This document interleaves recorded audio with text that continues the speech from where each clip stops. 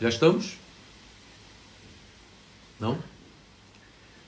Olá a todos, sejam todos bem-vindos.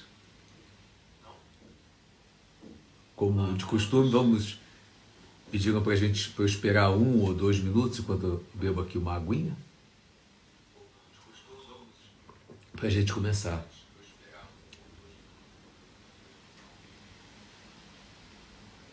Sejam todos bem-vindos.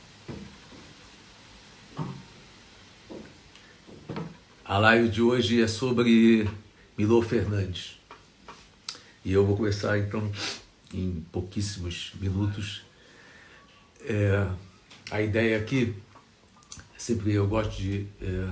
vou repetir o que eu disse em relação a Clarice Lispector. Quando o meu filho viu a chamada dizendo que eu ia falar sobre Clarice Lispector, ele falou assim: mas pai, você sempre disse que você não era especialista em Clarice Lispector?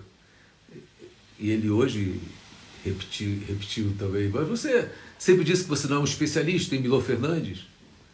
E eu respondi: eu não sou, mas ninguém é.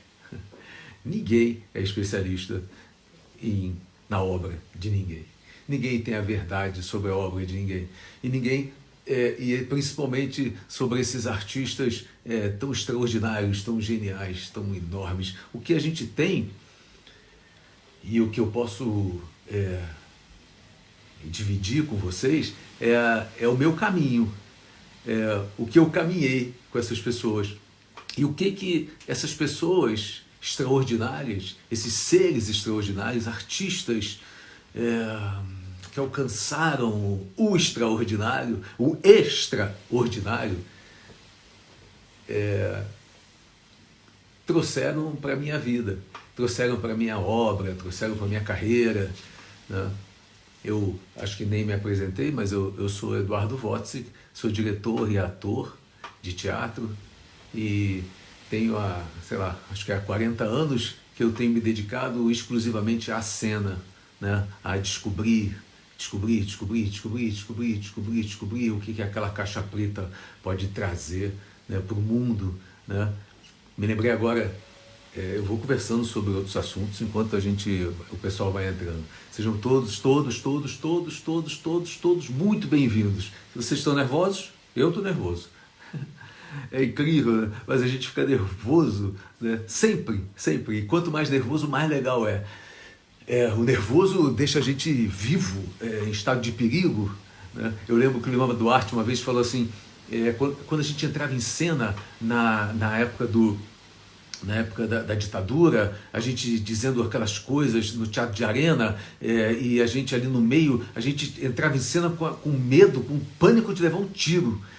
Isso era terrível, claro, terrível, mas ao mesmo tempo dava para o ator uma sensação de vida ou morte, né? Os antepassados, a geração anterior entrava em cena para comer. Eu lembro que o teatro, os atores entravam em cena e dependiam de cada reação da plateia para comer. Porque quanto mais gente, maior a bilheteria, e eles viviam daquilo, e aquilo se transformava em salário, e o salário em refeição, em condições de vida. Eu lembro uma história incrível, acho que o Milton Carneiro, no Teatro Copacabana, uma vez entrou em cena, fez a cena, a plateia riu, ele acertava todas, levantava a bola e acertava e cortava, uns pedaços de humor, e ele não errava uma. Aí ele saiu de cena, encontrou a produtora e disse: olha aqui, não tem 685 pessoas, tem 689 pessoas na plateia. Isso é ser ator. Estar por trás da personagem, no lugar do comediante. Quanto mais distanciado, mais entregue a gente está. É lindo esse lugar de estar nervoso e essa sensação é boa demais. E é isso que a gente chama de live. Eu já aprendi na última live que o live é isso, é estar vivo. se sentindo vivo com o outro neste momento. Eu estava contando a história, eu parei uma história no meio do caminho, que foi a história do quê? Você lembra aqui? Já agradecendo aqui a Michele, que está me ajudando aqui a me organizar, e a organizar construir isso aqui, Ana Paula também, Ana Paula Soares, jornalista, que também está junto comigo, produzindo e como parceira nessa história, né? Isso, eu queria avisar vocês que já a live da Clarice Spector vai se transformar em podcast e já vai estar já está a partir de amanhã, eu acho, disponibilizada para as pessoas.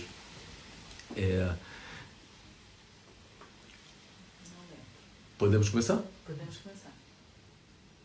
O que eu estava falando mesmo? Estava contando uma história de teatro. Contei a história do Teatro Copacabana, mas antes eu contei estava contando uma história do nervoso, da importância disso. Enfim, se perdeu. Se eu me lembrar, eu emendo daqui a pouco. Vamos começar? Vamos falar então hoje sobre o Milor, né? É isso que eu queria dizer. Eu queria dizer que, me lembrei, olha, é como se eu tivesse, e aos poucos, eu vou chamando o HD do Milor e vai dando download. É devagarzinho que vai acontecendo, então tenha um pouco de paciência, que parece um discurso um pouco disperso, mas eu sei que aos poucos ele vai engrenando, vai entrando no caminho certo, e vai entrando. E sobre o que eu estava falando mesmo? Era sobre ser ator, sobre o nervoso, sobre teatro. Estava falando... Qual foi a história que eu não completei? É que essa live, na verdade, eu queria que se chamasse Tudo que eu sei, eu aprendi com o teatro. Porque isso é verdade. Tudo que eu sei, eu aprendi com o teatro. Porque eu nunca fui uma pessoa, eu não tive a formação erudita ou formação educacional a ponto de chegar em casa e ler abrir um livro, estudar por conta própria, ou gostar ou abrir um livro de arte e olhar as pinturas, ou ouvir uma música clássica, ou ficar... Eu fui educado dentro do esporte, né? Então eu chegava em casa, eu gostava de jogar bola, jogar futebol, ficava o dia inteiro. Onde eu não estava estudando, eu estava fazendo alguma coisa relacionada ao esporte. Então, a verdade é que, então, tudo que eu fui aprendendo a partir da minha profissão.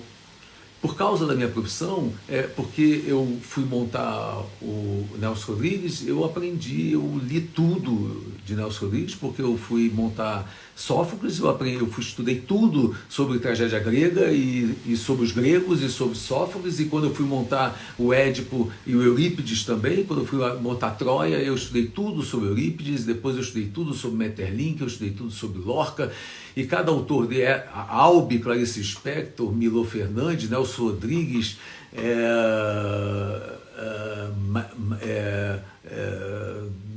Emily Dickinson, Lorca, uma infinidade de seres incríveis, extraordinários com os quais eu me relacionei e dialoguei, e conversei, tive conversas profundas. Então, a verdade é que minuciosas, gentes do teatro, né? E que eu, então, tive muito prazer de conectar e de conversar e dialogar. Eu sempre adorei conversar com gente mais inteligente que eu. Me exige, obriga que eu seja mais esperto, mais sagaz, mais inteligente, mais profundo, enfim, me exige, né? Eu sempre digo que o teatro exige que você melhore, porque isso aconteceu comigo. Eu fui obrigado a ir melhorando como artista, para alcançar as sensibilidades desses caras, dessas pessoas, a perceber essas pessoas, né? Um dia vamos falar sobre Sófocles aqui, mas eu me lembrei, Sófocles foi o mais difícil de todos, porque toda vez que eu discutia teatro com ele, ele interrompia a discussão e dizia assim: Eduardo, eu inventei o teatro. Aí eu tinha que baixar a cabeça e dizer: não, realmente, então calma, eu vou tentar, vou me trabalhar para então conseguir perceber o que é que você está dizendo e traduzir isso cenicamente. É isso que eu queria dizer também. A caixa cênica, a caixa preta do teatro, o espaço, uma das coisas mais apaixonantes. Para mim, o teatro tem 2 lugares sagrados. Um é o camarim. Dentro do camarim é o lugar onde eu me sinto mais sozinho. Onde eu fico mais calmo, mais tranquilo, onde é um encontro com os deuses do teatro lindo. Eu amo aquele lugar, acho o camarim um lugar muito sagrado. E o outro lugar é o palco, a caixa preta, o fundo preto, as pernas, a caixa preta. Imagina quantas milhares de histórias e de cenografias, de viagens, de imaginários foram produzidos ali naquele espaço que é simplesmente uma caixa preta. É lindo isso, lindo. Eu me lembrei que lá na adolescência eu era muito amigo do Marcelo Gleiser. Marcelo Gleiser hoje é um físico importante, né, na história, né? E a gente ia para Teresópolis e ficava, aquela coisa de adolescente, a gente apagava a luz toda e ficava diante da lareira e a gente ficava conversando. Aí a gente ficava vendo aquela lareira queimar e ficávamos discutindo sobre o nada, sobre o tudo, se o tudo era o nada, se o nada era o tudo, o que era o tudo, o que era o nada. E anos depois a gente se encontrou e o Marcelo me disse: engraçado, nós dois traçamos caminhos completamente diferentes, mas a gente continua aqueles 2 adolescentes perguntando se o tudo é o nada, se o nada é o tudo. Só que ele falou: eu fui pela física fazer essas perguntas para tentar encontrar Deus, e você também, através da cena, do teatro, foi tentar encontrar Deus através dessas perguntas pelo espaço cênico. O espaço cênico é o meu buraco negro. Foi ali que acontece todos os dias um novo Big Bang. Milor. Todos apostos? Vamos conversar sobre Milor e sobre o que eu entendo do Milor. E também o que eu aprendi com o Milor. Algumas coisas, tem coisas que eu fico animado, que já eu vou contar para vocês, né? Mas o Milor além de ser vou dar uma pequena, é um ser, um artista multimídia extraordinário, né? Onde o Milor botava a mão, acontecia a arte, né? Um cara que também, onde ele botou, ele subvertia sempre. Em todas as áreas ele subvertia. Na pintura ele subverteu, na tradução ele subverteu, na dramaturgia ele subverteu. Vamos falar aqui da dramaturgia. O Milor criou isso que a gente chama hoje, que nunca tinha acontecido, esse teatro de colagem. A gente deve ao Milor o teatro de colagem. Ele que resolveu pegar um texto de uma pessoa e juntar com outro, e juntar com outro, e juntar um outro texto incrível que ele gostava, e criar uma dramaturgia, colocar uma música, um som, uma projeção, uma voz falada, e criou isso, e foi criando vários textos que ele construía em cima de um tema. Foi assim com A História é uma História, e vários outros. O Milor eu conheci o Milor primeiro na escola, através da poesia da matemática, que pela primeira vez, quando eu ouvi, eu falei: meu Deus, alguém escreveu essa poesia, né? Uma história de amor entre 2 elementos da matemática, e eu achei aquilo incrível. Muito tempo depois, eu comecei a estudar e trabalhar em cima da obra, para então fazer com o próprio Milor o que ele fez com os outros autores, ou seja, fazer uma colagem do que era o melhor do Milor, né? Pegar o melhor da obra dele até aquele momento e fazer então esse teatro de colagem, né? Exatamente o que ele fez, o que ele inaugurou, né? Com outros autores que ele amava e que ele respeitava e que eram clássicos, né? Eu achei que ele era um clássico. Então comecei a brincar com os textos e fazer essa uma edição que deu num espetáculo e num texto chamado Milor Impossível, que rodou o Brasil durante meses e meses e meses, meses, anos e anos e anos e anos, levando a palavra do Milor para todo mundo. Acabou de estrear em Portugal, teve em cartaz em Lisboa com um sucesso extraordinário lá, com a produção do Henri Pagnochelli e da Teresa Frota. E esse espetáculo, com esse espetáculo eu descobri também uma coisa que eu costumava dizer, que era assim, primeiro, o Milor existem os comediantes, existem os profetas do humor, os padres do humor, os arcebispos do humor, mas o Milor é o papa do humor, sempre foi. Considerado também por todos os grandes humoristas como realmente o papa do humor. O humor é muito diferente da piada, da graça, da comédia, é muito diferente. O Milor fazia humor. Humor, no meu entendimento, está conectado à filosofia, ao pensamento, à transgressão. É algo que você jamais imaginou. E é dito por alguém, ou escrito por alguém, ou colocado numa página, ou pintado, e cada vez que isso era feito pelo Milor, aquilo você diz, meu Deus, eu nunca imaginei, caramba! Então, o Milor me ensinou essa ideia do humor, e eu sempre dizia assim, que nós já tivemos o mundo já tivemos a era do islamismo, do messianismo, do judaísmo, do cristianismo,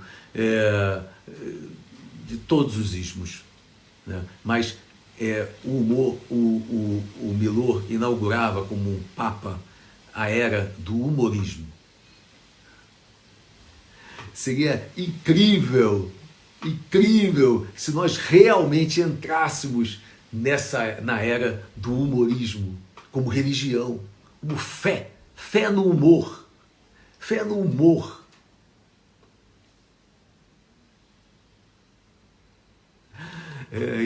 o Milor sempre me trouxe uma energia nova. Eu lembro que uma vez eu tive vários encontros com o Milor. Um deles, uma vez, ele fez uma charge que dizia assim, no Jornal do Brasil, que dizia assim, porque o Boechat tinha sido mandado embora, não, no Globo, e o Boechat tinha sido mandado embora do Globo.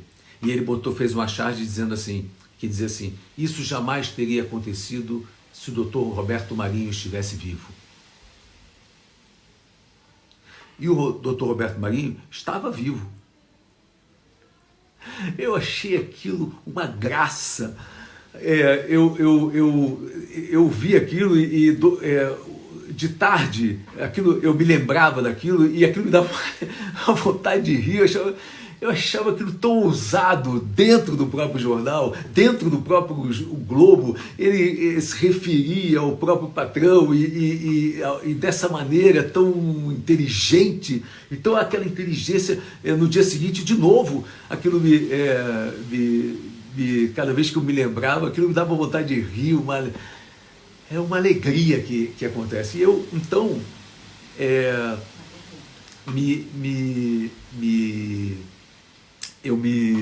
eu encontrei com ele num restaurante, desses restaurantes, porque há um tempo atrás acontecia uma coisa linda, que a classe artística, ela frequentava sempre os mesmos restaurantes, então ela acabava se encontrando, inevitavelmente, no ponto de encontro, na Trattoria, na Fiorentina, no Baixo Gávea, quer dizer, elas se encontravam. Então, O Milor, eu sempre encontrava com ele, era bem comum encontrar com ele, sempre olhava para mim e dizia sempre a mesma coisa. A gente se encontrava e ele dizia: Eduardo, tudo bem? Como vai o teatro?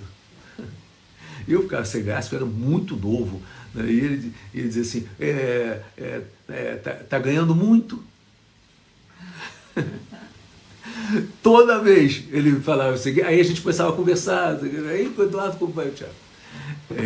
Mas nesse dia eu encontrei com ele, eu lembro que eu disse para ele: Milor, há uma semana que eu estou mais alegre, mais feliz, toda vez que é incrível como uma charge, né? Uma observação, uma inteligência pode produzir alegria e saúde em alguém. É uma semana que toda hora eu me lembro disso, aquilo me faz um bem danado.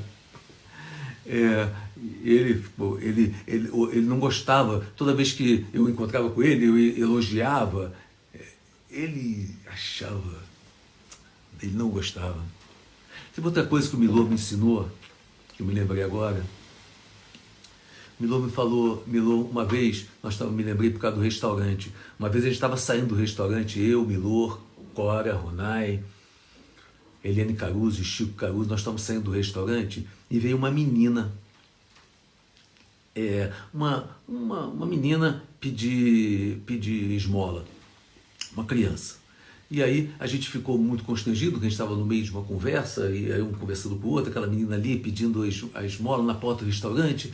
A gente ficou ali e de repente o Milor pegou uma nota, acho que na época era a maior nota que tinha, pegou uma nota de 100, seria hoje a nota de 100 é a maior nota que tem. Então ele pegou a nota de 100 e entregou na mão da menina. E a menina pegou aquilo, ficou olhando, olhou para ele, olhou para a nota, olhou para ele, olhou para a nota e ele disse: toma.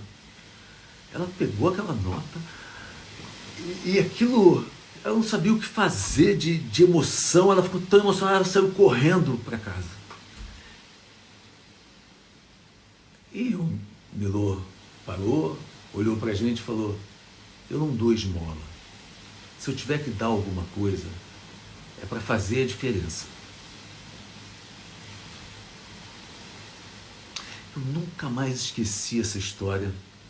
Para mim, para a minha vida, eu não dou. Se eu tiver que dar alguma coisa, tem que fazer, tem que ser algo que faça a diferença. Eu uma vez fui contratado por uma instituição uma dessas instituições, para dar uma palestra sobre o Milor. E eu fui dar essa palestra sobre o Milor, e eu lá, era uma turma muito de uma escola muito humilde, que estava dando Milor Fernandes, então eu usei essa mesma ideia, essa mesma história, porque eu nunca me esqueci, e aquilo foi muito importante na minha vida, e principalmente na minha profissão, de estar sempre buscando o melhor que eu possa oferecer. Se eu vou sair de casa para fazer um espetáculo, se eu vou sair de casa para produzir um espetáculo, para dirigir um espetáculo, eu vou fazer o melhor que eu possa. Vou dar o melhor de mim. Eu não dou esmola. E foi lindo, porque no meio daquela conversa com aquelas crianças, com aqueles jovens, né? Crianças pré-adolescentes, adolescentes, pré-jovens, né? Eu disse a eles: puxa, não importa o que você vai ser, né? Não importa se você vai ser a Dona Maria, se a diferença entre o café com leite da Dona Maria de uma escola e o café com leite de uma outra Dona Maria, de uma outra escola, é que a Dona Maria, aquela Dona Maria, tem uma Dona Maria que faz aquele café com leite porque gosta, dá o seu melhor àquele café com leite. Tem uma caixa de supermercado que dá o melhor de si. E por causa disso entrega ao mundo o que tem de melhor a servir, o seu melhor serviço. E o Milor me ensinou isso, a dar o melhor do seu serviço, onde quer que você esteja, dar o melhor de si, trabalhar para isso. Você pode conseguir um dia, pode não conseguir, mas trabalhar para entregar o melhor produto que você possa oferecer naquele momento. pode ser o café com leite, pode ser o motorista de ônibus, pode ser um porteiro, pode ser um ator, um artista, não importa. O que você estiver fazendo. O Milor dizia, tinha uma frase do Milor que, que é inesquecível, que ele dizia assim: o que é que eu posso fazer se o trabalho é meu lazer? Outra ideia que não me saiu da cabeça, porque se fazer o café com leite te dá prazer, o café com leite é melhor, sai melhor. E aquelas crianças nunca mais esquecerão o gosto do café com leite da Dona Maria. E isso, para a Dona Maria, passa a ser um lazer. O que eu posso fazer se o trabalho é meu lazer? 99% das pessoas acham que o momento de lazer delas é no feriado, quando chega em casa, sábado e domingo, quando não estão trabalhando. O trabalho é um emprego. Isso é um momento, estamos vivendo um momento onde é preciso retomar isso, repensar, refletir. E o Milor ajuda muito.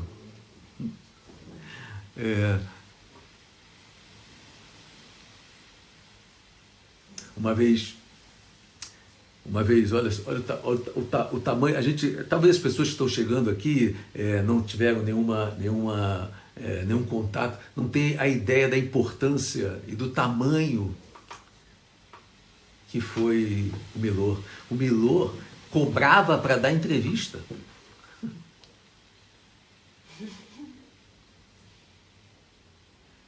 Quando uma vez endereçaram uma carta e colocaram assim na carta: Milor, Ipanema. A carta chegou. Tem outra que eu me lembrei agora. Uma vez também encontraram o Milor dentro do camarote da Brahma, lá no fundo do camarote da Brahma, com a galera e tudo mais, né, no carnaval. Aí a repórter falou assim: mas Milor, você gosta de carnaval? Ele falou: não, eu odeio carnaval. Ela falou: mas você odeia carnaval? Você está aqui no fundo do camarote, da Brahma, no carnaval. Ele falou: aqui é o único lugar que eu tenho certeza que eu não vou ver o carnaval. E lembrei também de outra ideia, outra coisa também muito boa, que ele, uma vez ele foi ser homenageado em Porto Alegre, no Teatro São Pedro, uma coisa assim. Então, o teatro lotado, e ele foi então,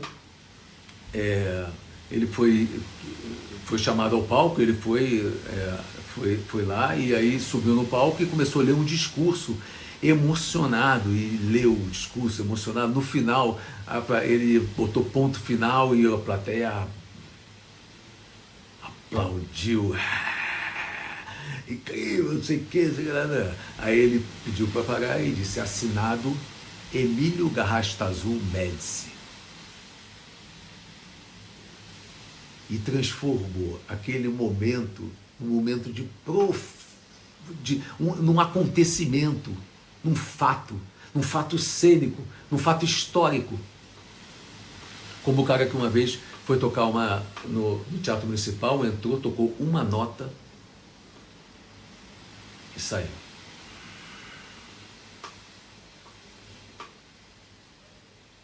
Quanta gente tocou tanta coisa, e eu não estou nem falando sobre essa pessoa, e hoje eu estou contando essa história aqui. Eu vi que o Milor estava sempre nesse lugar. E escreveu coisas lindas. Escreveu poemas, haikais, peças de teatro, traduções. Eu lembro que eu quando comecei a trabalhar com teatro, eu recebi uma edição do Rei Lear no livro verdinho, um ciclo de livro que tinha, e eu comprei esse livro, e eu não conseguia ler do Rei Lear de Shakespeare. Eu lia um pouquinho, parava, não entendia nada, Ali um pouquinho, parava, não entendia nada, ali um pouquinho, parava e dizia, meu Deus do céu, o Rei Lear é Shakespeare, e eu quero ser um homem de teatro, um homem do teatro, eu preciso conhecer isso. E anos mais tarde, o Milor fez a tradução do Rei Lear e eu peguei e li num dia. Era possível entender toda a obra, entender o que se dizia, os pensamentos, as ideias, tudo claro. O Milor conseguia ser erudito e popular. E isso é uma coisa que eu também quis muito, quero muito, tentando o tempo todo, né, trabalhar sobre o erudito, mas sobre o culto, sobre o clássico, mas de maneira a não ficar hermético, nem ficar fora. Ao contrário, ser o mais comunicativo, claro, né, e chegar no espectador. O Milor queria falar para o leitor, queria que o leitor queria tocar no cara, né, reverter a expectativa dele, reverter o pensamento, pegar o pensamento dele e botar em outro patamar. O que é que eu posso fazer se o trabalho é meu lazer? Tem uma pergunta que alguém está fazendo? Se você sabe o que tirava o humor dele. Se eu sei o que tirava o humor do Milor? O que tirava o humor do Milor? O que tirava o humor do Milor? Olha, eu vi o Milor irritado algumas vezes. E era sempre por conta da burrice alheia. Ele achava a burrice teimosa, a pessoa que fala as maiores burrices, mas da maneira mais empolada, mais com certezas, com verdades, e no fundo não está dizendo nada. O Milor pegou o livro do Sarney e decupou o livro todo do Sarney, fazendo as observações críticas e mostrando o absurdo que era, né, aquele homem postular a Academia Brasileira de Letras.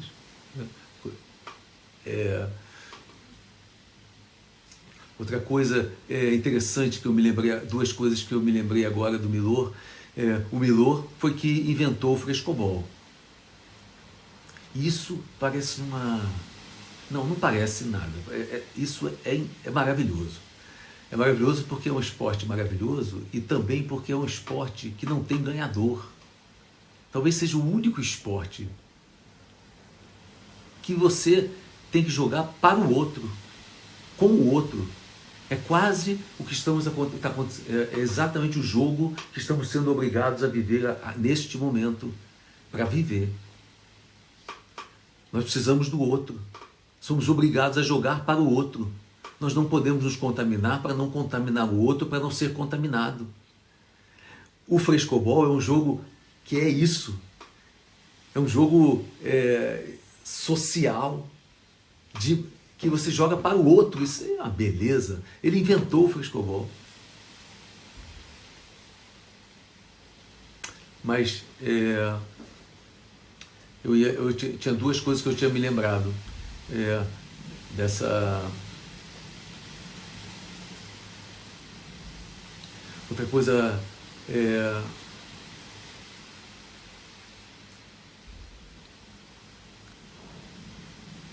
Qual é a pergunta que tem aí? Você consegue falar um pouco da peça Computa, Computador, Computas? Né? Uma pessoa perguntou. Tem umas frases boas aqui, Eduardo. Eu tenho duas ideias do Milor, que tem umas coisas que eu vou adiando, mas eu quero falar, então eu quero dizer, porque deixa eu ler para vocês um trechinho um texto do Milor sobre Brasília, que ele escreveu muito antes de qualquer coisa disso que está acontecendo acontecer. Me dá aqui, pode ver aqui? Não, tem aqui. Deixa eu ler para vocês. Olha o que ele escreveu. Ele disse assim: Brasília foi o maior erro político do país. dificilmente o país sobreviverá à doentia concentração de poder que Brasília provocou. Nos lugares a que eu fui, e que são os únicos frequentados por quem manda, só vi poderosos. Só esbarrei em senadores, procuradores, generais, adidos, deputados, embaixadores e assessores. E assessores. E assessores. E líderes. E líderes. No mínimo, uma promiscuidade. A Power Society. Os donos do poder não esbarram nem por acaso com uma pessoa física. O povo. No Rio ou em São Paulo, mesmo andando em elevador privativo, mesmo andando só em carro oficial, ou ao sair do elevador até chegar ao carro, ou passando de carro pelas ruas, o poderoso acaba vendo 1000 mulatos, 10.000 amarelos, 1 milhão de famintos. Não em Brasília. O povo está em Ceilândia. A distância é segura. Daí o sistema ineradicável de conivência. Como se pode punir 4 deputados prevaricadores, se logo em seguida vamos inapelavelmente esbarrar neles, em seus filhos, parentes, cupinchas e assessores?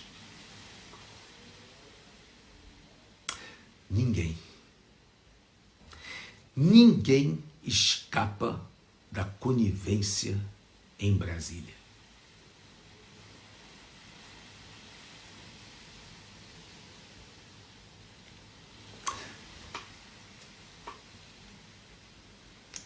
Incrível.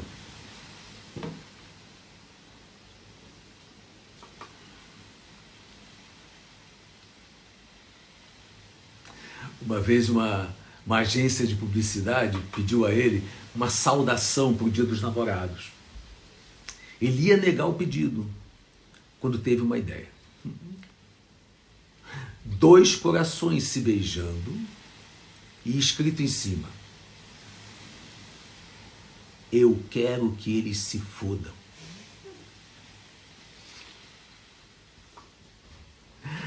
Ele contou a história que o Milor conta do otimista. Tem um otimista, ele se atirou do 10º andar do edifício e quando ele chegou no 8º andar, ele murmurou: bem, até aqui tudo bem. E o Milor dizia: chato é aquele sujeito que não sabe que como vai é um cumprimento e não uma pergunta. O sujeito chega para o outro diante de uma estrada, vê o carro virado e pergunta: o que houve? Capotou? O outro responde: não, é que eu achei que assim era mais fácil para trocar o pneu. Como são admiráveis as pessoas que não conhecemos bem. Mais difícil do que um camelo passar pelo buraco de uma agulha é descobrir por que ele faria isso. O conhecido político começou a mandar construir cada vez mais e melhores prisões. Um dia, num arrobo de coragem, um auxiliar perguntou: me perdoe, excelência, mas por que o senhor constrói prisões cada vez melhores enquanto as escolas estão abandonadas? O dito político respondeu prontamente: mas, meu amigo, para a escola eu não volto mais. Lembram do otimista que ao passar pelo 8º andar disse: até aqui tudo bem? Pois é. Quando ele chegou no 2º andar, refletiu: Bem, se eu não me machuquei até aqui, não será nesse pedacinho à toa que eu vou me arrebentar. Mais uma historinha, que eu adoro. O cara estava morrendo, chamou a mulher e disse: meu amor, vivemos felizes durante 30 anos, mas eu nunca te disse uma coisa. Nunca te confessei um segredo. Eu odeio o meu nome.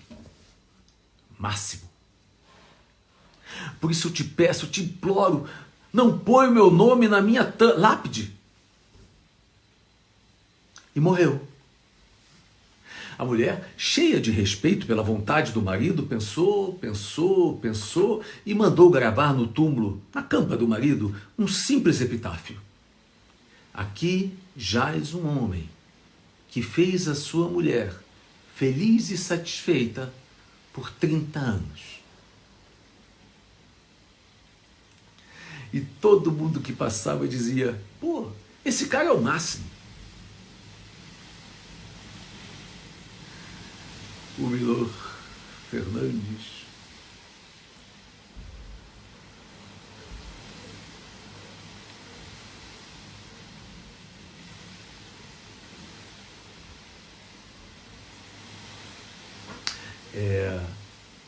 tem um poema que eu amo, que eu adoro, e que eu não posso deixar de dizer.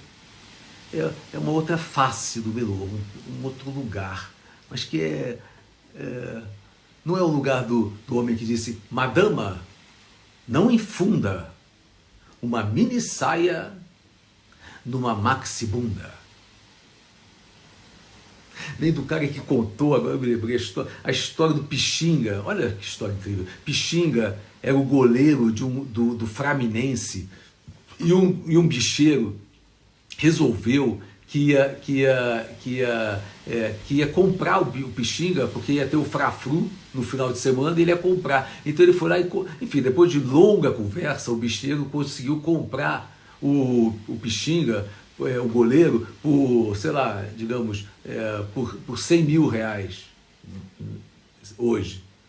Aí o jogo começou e o Pixinga, o locutor dizia: pô, o Pixinga, olha, não sei o que está acontecendo, o Pixinga toda hora ele solta a bola e os atacantes adversários chutam por cima do gol. Aí o locutor dizia: agora o Pixinga pegou a bola, deu um tiro de meta, jogou ué, meu Deus, ele jogou no pé do jogador adversário, que entrou na área e chutou para fora. E toda hora os atacantes adversários estavam para fora, estavam pela linha de fundo, erravam a bola. Enfim, o jogo acabou 0-0. E o que tinha acontecido é que o Pixinga pegou os 100 mil e distribuiu 10 para cada atacante do time adversário, para que eles chutassem todas as bolas para fora. E o Milor conclui dizendo assim: generalizando-se a corrupção, reestabelece-se a justiça. É uma ideia tão sofisticada que pode ser que seja isso que esteja acontecendo no nosso país. Pode ser que nós, os honestos, estejamos atrapalhando Pode ser que seja um outro caminho, um caminho que a gente nunca imaginou. Se todo mundo for corrupto, se todo mundo estiver sendo corrompido, restabelece-se a justiça. Uma ideia de ficção,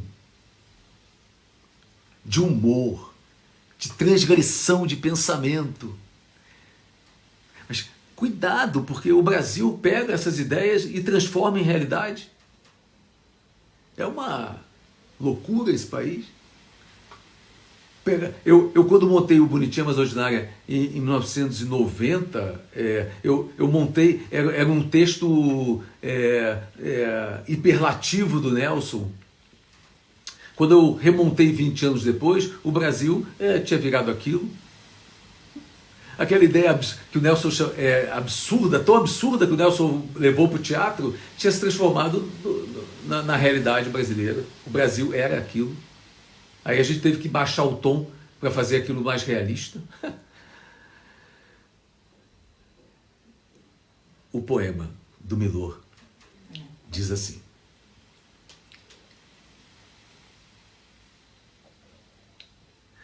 você já amou uma mulher brilhante. Você já amou uma mulher formosa. Você já amou uma mulher silenciosa? Que fala pouco, e bem, e baixo. Que não levanta a voz por raiva nem má educação. Que anda com seus pés de seda num mundo de algodão. Que não bate, fecha a porta, como quem fecha o casaco de um filho, ou abre o coração.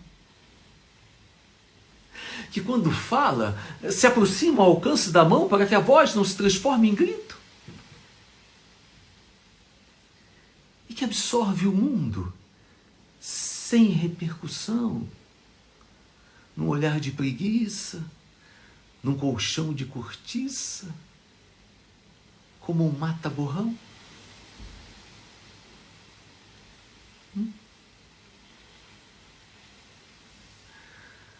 Mas um dia ela sai, levando o seu silêncio de pinguim andando solitário em sua Antártica ou Antártida,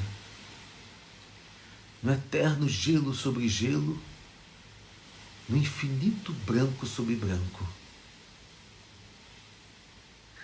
E dos cantos e recantos onde habitou calada, ente oniausente, brotam aos poucos os ruídos pisados, colocados embaixo do tapete, guardados na despensa,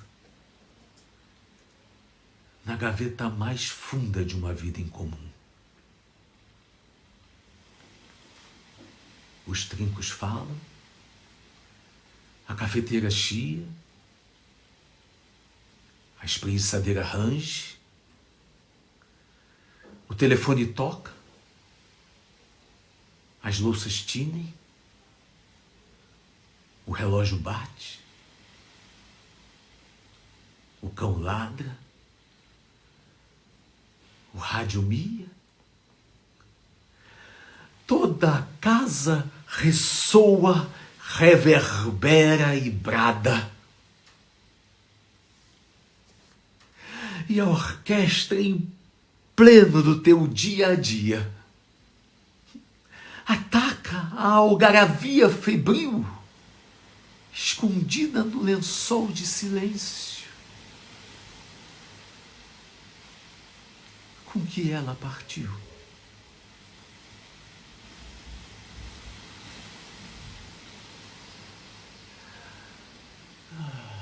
Talvez seja um dos mais belos poemas sobre a separação que eu conheço.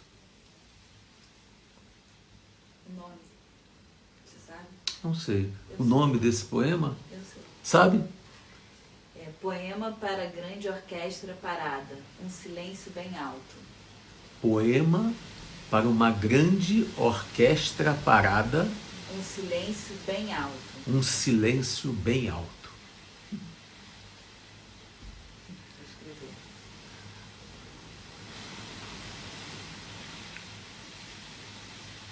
O Milor também me mostrou que a vida pode ser muito divertida e que há um jeito de olhar a vida através do humor, sempre acreditando de que há algo positivo nela, engraçado nela, que ela vai te mostrar alguma coisa nova, diferente, curiosa.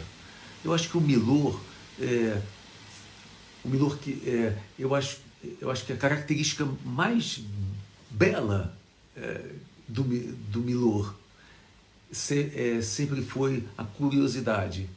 É um homem em estado de curiosidade.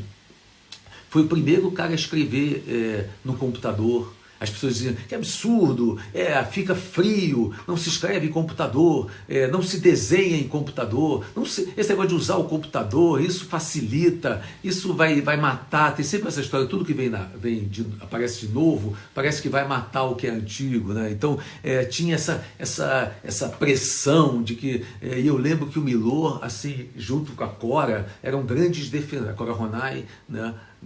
Eram grandes defensores do instrumento computador, que eles apostaram mesmo, e venceram, né? Eles apostaram desde o início, quando todo mundo massacrava o computador, igual, como se, não sei se pessoas de alguma certa idade, né? Sabe que quando a guitarra surgiu, achavam que ia acabar com o violão. Todo mundo era contra a guitarra, o instrumento elétrico, isso acaba com a música, isso destrói a música, e aí todo mundo era contra, e aquilo, enfim, o que o elétrico possibilitou, né, de projeção para a música, para se tocar para milhares, e também de possibilidades musicais mesmo. E o computador, a gente não vou nem falar sobre, mas foi incrível como o Milor foi o pioneiro, o primeiro a fazer isso. A preocupação do Milor também em relação às traduções eram extraordinárias, porque ele estava sempre... eu lembro como ele trabalhava, botava todas as traduções de todas as línguas possíveis, e ia trabalhando como um ourives ali, olhando uma palavra, outra, escolhendo uma palavra, escolhendo uma outra coisa. A outra coisa que eu me lembrei agora, que é quase inacreditável, eu até falei isso na outra live. O Milor uma vez disse para mim, e eu lembro que, por espanto, quando eu comentei isso com o Domingos Oliveira, é um espanto. O Domingos ficou muito espantado. O Milor disse que nunca trabalhou, sempre só trabalhou por encomenda. Nunca acordou de manhã e falou assim, vou fazer uma tradução aqui. Não, ele tinha uma encomenda. Uma editora encomendou e ele fazia. A Fernanda Montenegro encomendou uma peça e ele então trabalhava em cima dessa ideia, né? E sempre alguém tinha que fazer uma charge, então ele sempre trabalhou por encomenda, sempre foi pago pelo seu serviço. E era muito engraçado, porque quando eu conheci o Milor, ele já era muito famoso. Muito famoso. Essa história da carta mostra isso. Ele dizia assim, a maior alegria, ele dizia assim, meu maior orgulho, o Milor dizia, meu maior orgulho é ser verbete de palavras cruzadas. Peça de Milor Fernandes com uma letra. Sempre tá lá. É uma peça do Milor Fernandes, né, que ele montou com a Fernandona, com a Fernanda Montenegro, grande amiga dele. Tiveram um grande encontro, desses encontros que valem a vida, encontros de parceria, né? Antigamente aconteciam esses encontros entre artistas, né? Hoje ainda eles acontecem, né? Mas são mais raros, as pessoas andam mais isoladas. Agora não, com esse isolamento as pessoas andam mais próximas, se encontrando em live, se encontrando fazendo duetos, um em cada, dividindo a tela, fazendo duetos. Virou uma febre isso. As pessoas estão se encontrando muito, acho que os artistas estão se encontrando mais do que se encontravam antes, né? Descobriram um caminho, né? É o que eu falei da outra vez. Nós, como a Eliane Caruso disse, nós somos brechianos, não de brecha. Nós encontraremos sempre uma brecha para comunicar, para elevar o mundo a maior sensibilidade.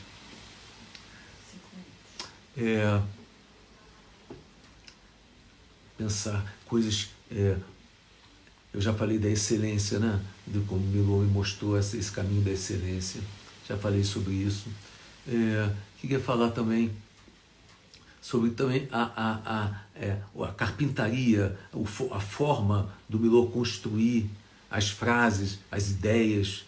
Também isso sempre me me deixou muito curioso. Ele tinha uma brasilidade, um jeito de falar, um jeito de dizer, né? Então você imagina, madama, não infunda.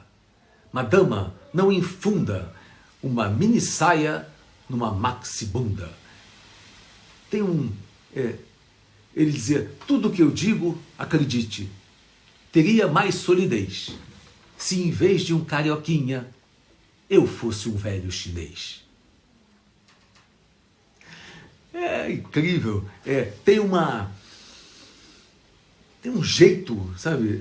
Tem um jeito, uma pegada assim